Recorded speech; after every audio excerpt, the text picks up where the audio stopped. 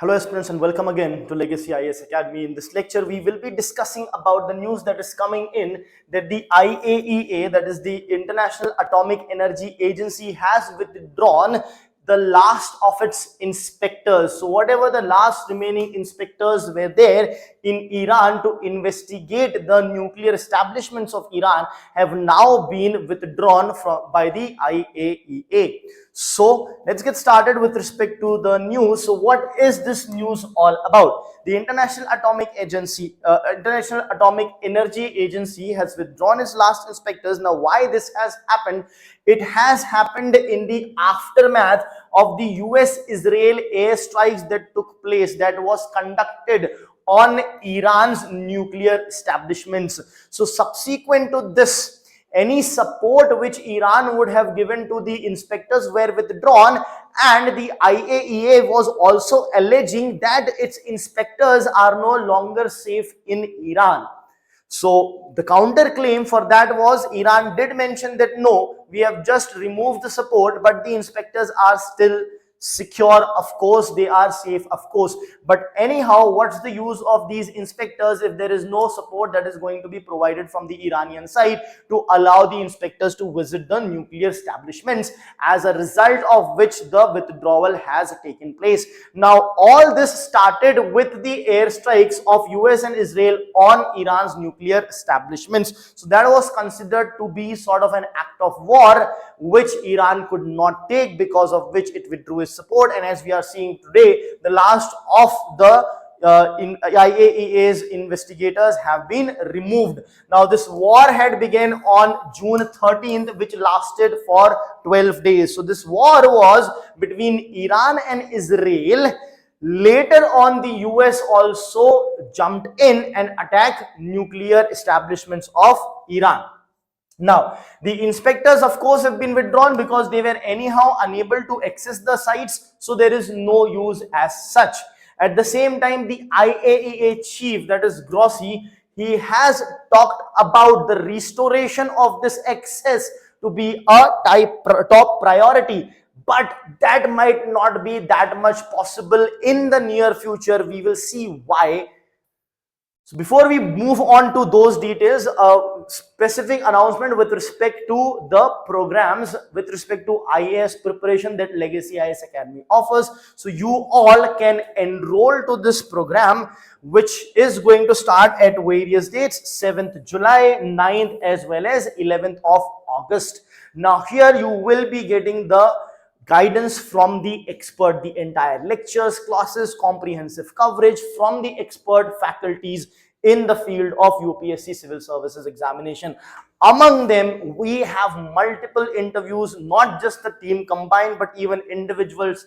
Teachers over here have given multiple interviews. So that is the expertise that you will have at your disposal, along with tens of years of knowledge that we come with. Now, what is the advantage that you get? Of course, certain things are non-negotiable. Of course, they are there. You will get them maybe elsewhere as well, comprehensive GS coverage. But there are certain things which are quite eye-catching. That is your one-on-one mentorship as well as doubt solving. And remember, these one-on-one mentorship are not by newbie teachers.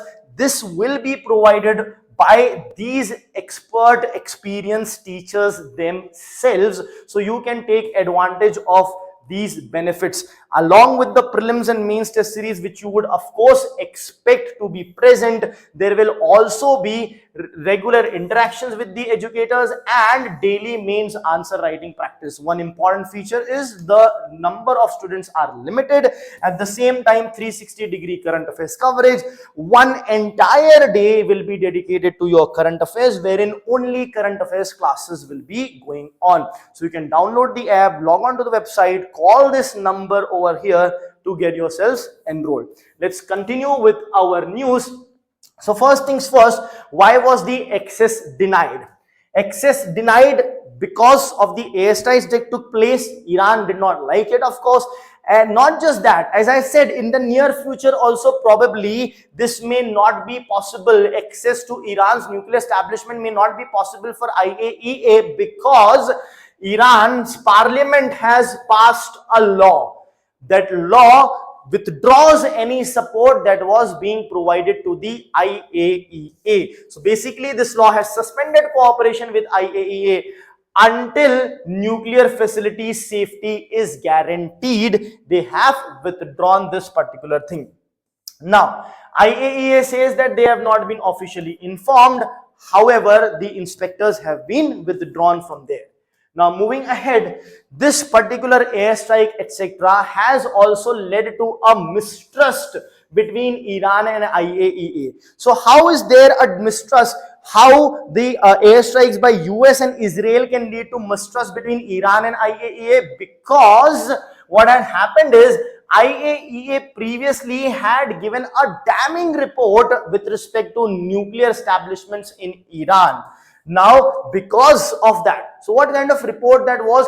IAEA reports claimed that Iran is in breach of obligations that are present in NPT, that is Nuclear Non-Proliferation Treaty. So as per Nuclear Non-Proliferation Treaty, whatever rules, regulations and guidelines are there, Iran has breached that guidelines is what was reported by IAEA, as a result of which Iran says that the Western world, including the US and Israel, got panicked, and that's why they attacked Iran. So Iran blames IAEA's report about Iran, which led to the subsequent airstrikes. I hope that's clear. Now, what is the consequence of these moves that has happened? The consequence, of course, from diplomacy, now things have turned into distrust. Earlier, there was a diplomacy. Earlier, there were talks. In fact, Iran nuclear deal was in place, but in 2018, USA did walk out, but still, the regulations with respect to the Iran nuclear deal still existed. IAEA used to still investigate the nuclear establishments, and things were not that smooth, but at least they existed to some extent. Now, and it also laid grounds for diplomacy and talks which could have been established. But now what has been developed is a mistrust, as a result of which going back to even diplomacy may not be quite feasible, at least in the near future. However, Iran on its own keeps on insisting that, boss, I will still be committed to Nuclear Non-Proliferation Treaty. Though I am not giving you the access, but I will be committed to it. So here it could be sort of very difficult for IAEA or any other international country to trust this, that you are saying you will obey this, but then why not allow to get this investigated? So we can't be sure whether this will be possible or not. But Iran insists on this. It also insists our nuclear aims are peaceful, is what Iran is insisting. Means we will use nuclear elements, let's say uranium for example, only for peaceful purposes. That means for civil energy usage and not for nuclear warheads. When it comes to IAEA, what do they want? They want that monitoring and verification of this commitment from Iran is non-negotiable and indispensable. You cannot negotiate on this. That is the bare minimum that is needed. In fact, the chief, that is Grossi, he has reiterated the need for urgent talks. Why? Because if talks do not happen, there is a possibility that Iran may enrich uranium to the extent that is required to create nuclear warheads.